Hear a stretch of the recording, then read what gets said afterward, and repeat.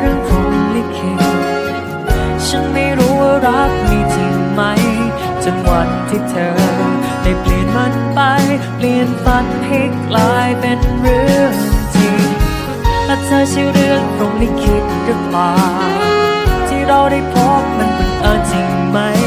ไม่มีใครรู้ใครเข้าใจแค่มีเธอจับมือฉันไว้ฉันไม่เคยเชื่อเรื่องพรหมลิขิตฉันไม่รู้ว่ารักมีจริงไหมจะเปลี่ยนฝันให้กลายเป็นเรื่องจริงและเธอเชื่อเรื่องพรหมลิขิตหรือเปล่า